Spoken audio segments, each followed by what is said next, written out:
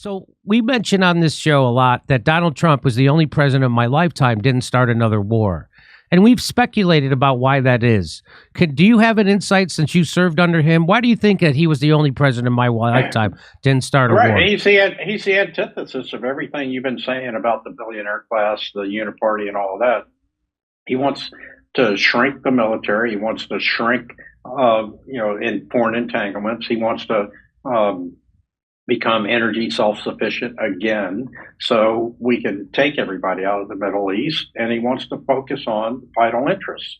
It's that simple. And when you look at our vital interests right now, there's really nothing compelling out there where we should have, 1,000 bases and that kind of thing.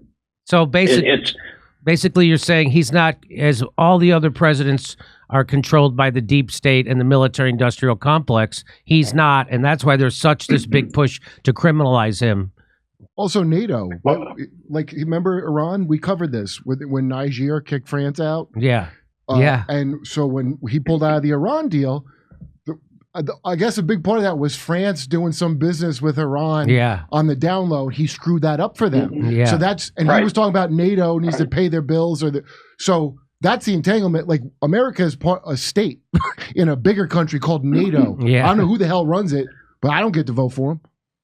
Yeah. So France was going to build a couple of car manufacturing plants, Peugeot or somebody, same with Germany, and Trump disrupted that. So, I mean, that's all the subtext, all the subtitles that you don't hear about because the media is in bed with the billionaire class, the corporate class. It's all one big uniparty where you have, it's all about the phalanx code.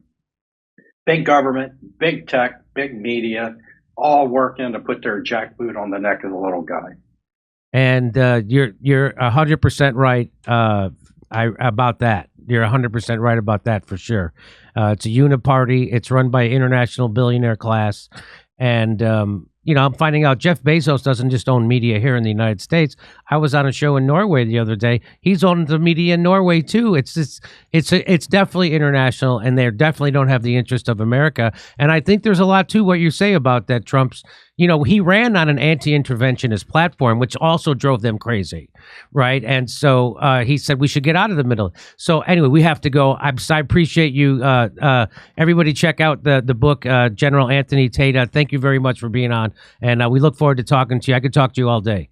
But thanks, guys. Okay. Jimmy, thanks so much. Really appreciate it. Hey, come see us do a live stand-up show. We're going to be in Stockholm, Amsterdam, Rotterdam, London, Oslo, Stroudsburg, Pennsylvania, Cortland, New York, Oakmont, Pennsylvania, El Paso, Texas, San Antonio, Texas, Edmonton, Alberta, Vancouver, British Columbia, and Denver, Colorado. Go to jimmydore.com for a link for those tickets.